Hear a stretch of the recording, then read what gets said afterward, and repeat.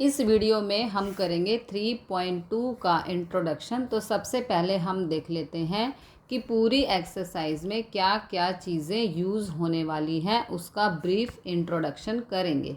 तो सबसे पहले बात करते हैं इस एक्सरसाइज के अंदर ऑपरेशन की। यहाँ पर ऑपरेशन होंगे, एडिशन है, सब्ट्रैक्शन है, मल्टीप्लिकेशन या डिवीज़न है।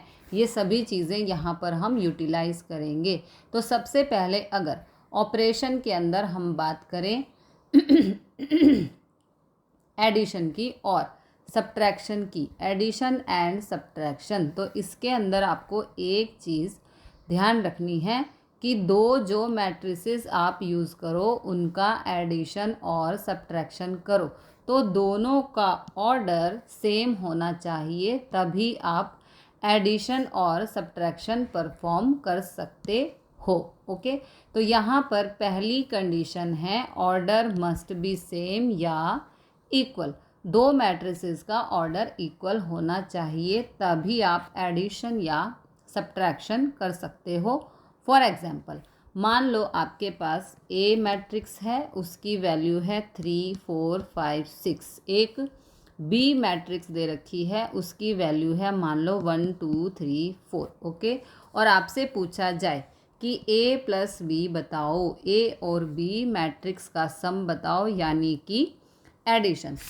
तो जो फर्स्ट पोजीशन पे एलिमेंट है वो फर्स्ट पोजीशन वाले एलिमेंट के साथ ऐड हो जाएगा। तो ये हो जाएगा 3 + 1 is 4, 4 + 2 is 6, 5 + 3 is 8, 6 + 4 is 10। Okay, this is the addition of two matrices. अगर मान लो डिफरेंस पूछ ले, यानी कि a - b, तो हम प्रॉपर पोजीशन वाले एलिमेंट को उसी पोजीशन वाले एलिमेंट के साथ डिफरेंस देख लेंगे, यानी कि 3 - 1 is 2, 4 - 2 is 2, 5 - 3 is 2 and 6 - 4 is 2। Okay, ये हो गया डिफरेंस। अब अगर आपको इस तरह से दे दिया जाए कि ए मैट्रिक्स दे दी, उसके अंदर एलिमेंट हैं 3 4 5 6 7 8, और बी मैट्रिक्स दे दी 1 2 3 4, तो क्या आप इसमें एडिशन और सब्ट्रैक्शन कर सकते हो? नहीं कर सकते, क्योंकि यहाँ पे ये जो पोजीशन 7 और 8, इन पोजीशन के एलिमेंट यहाँ पे प्रेजेंट नहीं है, इसलिए यहाँ पर एडिशन और सब्ट्रैक्शन नहीं होगी। नेक्स्ट बात करते हैं मल्टीप्लिकेशन की। डिवीज़न बहुत कम यूज़ होगी, मल्टीप्लिकेशन सबसे ज़्यादा यूज़ होगी, तो वही आपको बहुत अच्छे से आनी चाहिए। और बड़ी बड़ी मैट्रिसेस की मल्टीप्लिकेशन करनी पड़ती है तो थोड़ी सी कन्फ्यूजन हो जाती है। यहाँ पर जो हम मेथड करने जा रहे हैं वो बहुत इजी है। अब देखो, मल्टीप्लिकेशन करते टाइम हमें किन बातों का ध्यान रखना है। सबसे पहली बात, आपको रोज़ और कॉलम के बारे में पता होना चाहिए। रोज़ कौन सी होती है, कॉलम कौन सी होती है, तो ये तो आसान सी बात है, पता है आपको। उसके बाद मान लो आपको ए मैट्रिक्स दे रखी है 3 4 5 6, ओके, और बी मैट्रिक्स दे रखी है 1 2 3 4, और आपसे कहा जाए कि a इंटू बी करो, a और b को मल्टीप्लाई करना है। तो पहले हम लिखेंगे a मैट्रिक्स है 3 4 5 6, फिर हमें लिखनी है b मैट्रिक्स, थोड़ा सा यहाँ पर स्पेस देकर लिखेंगे 1 2 3 4। ओके, अब हमें इनकी मल्टीप्लाई करनी है।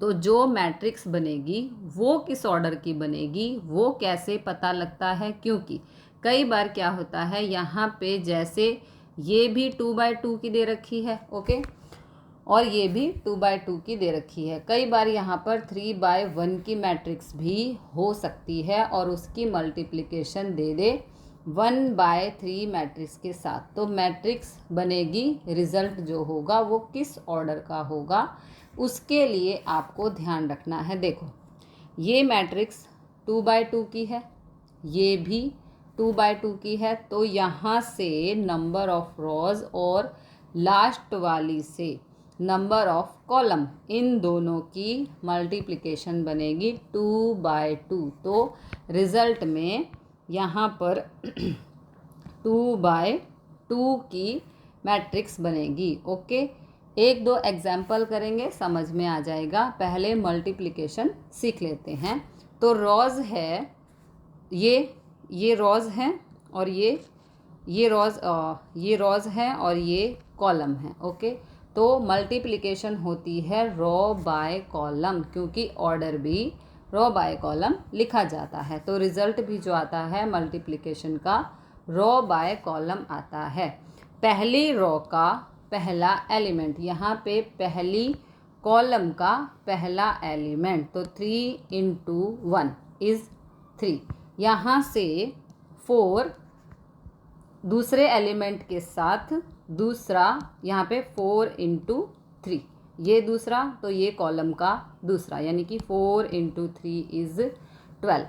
तो यहाँ पे 12 + 12, फिर 3 की 2 के साथ, यानी कि 3 × 2, ये हो गया 6। फिर 4 की 4 के साथ, तो 4 × 4 इज़ 16। ओके, फिर नेक्स्ट पे आ जाओ। 5 × 1 इज़ 5।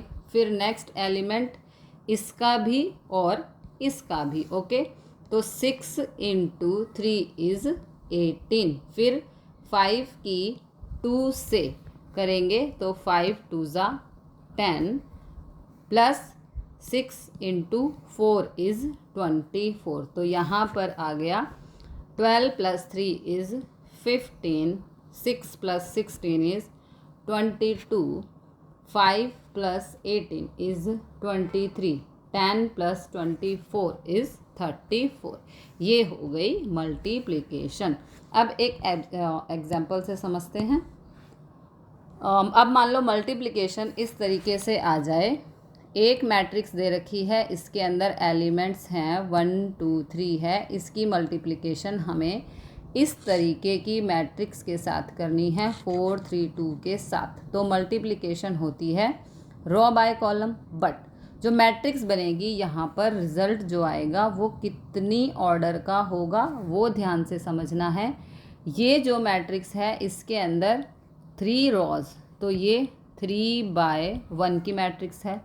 इसके अंदर 1 रॉ 3 कॉलम है, तो ये 1 बाय 3 की मैट्रिक्स है। तो रिज़ल्ट जो बनेगा वो फर्स्ट और लास्ट एलिमेंट से बनेगा। तो 3 बाय 3 की ये मैट्रिक्स बनकर तैयार होगी, जिसके अंदर 3 रॉ और 3 कॉलम होंगी। तो सबसे पहले 1 की 4 से मल्टीप्लाई करेंगे, तो 1 × 4 इज़ 4। फिर 1 की 3 से करेंगे तो 1 × 3 इज़ 3।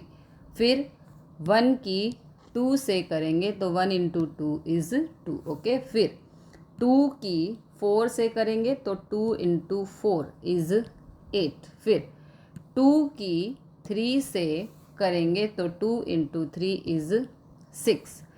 2 की 2 से तो 4। ओके, फिर 3 की 4 से करेंगे तो 3 × 4 इज़ 12। फिर 3 की 3 से तो 9 और 3 की 2 से तो 6। ओके, तो रिज़ल्ट आया 3 बाय 3 मैट्रिक्स। एक और एग्जाम्पल ले लेते हैं। मान लो इस तरीके से हमें मैट्रिक्स दे रखी है कोई 2 4 6 3 और इसकी मल्टीप्लिकेशन हमें करनी है 1 2 3 इस मैट्रिक्स के साथ। तो ये 2 बाय 2 की मैट्रिक्स है, ये 1 बाय 3 की मैट्रिक्स है, 1 रॉ और 3 कॉलम की मैट्रिक्स है। तो रिज़ल्ट जो बनेगा वो 2 बाय 3 का बनेगा, यानी कि मतलब 2 रॉज और 3, ये 2 यहाँ से, ये 3 यहाँ से। ओके, 2 रॉज और 3 कॉलम्स की मैट्रिक्स बनेगी। तो रॉ बाय कॉलम मल्टीप्लिकेशन होती है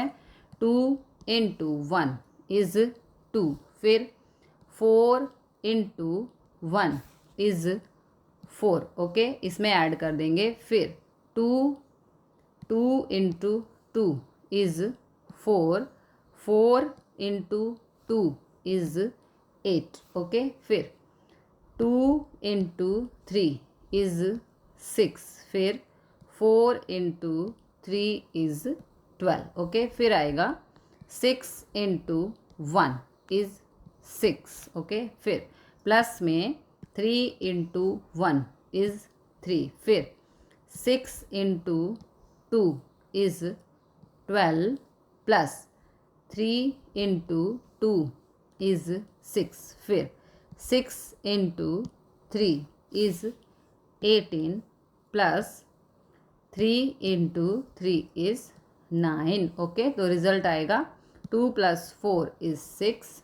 4 plus 8 is 12, 6 plus 12 is 18, 6 plus 3 is 9. Okay, 12 plus 6 is 18, 18 plus 9 is 27. तो रिजल्ट आया है 2/3 की मैट्रिक्स आ गई, जिसमें 2 रोज और 3 कॉलम्स हैं।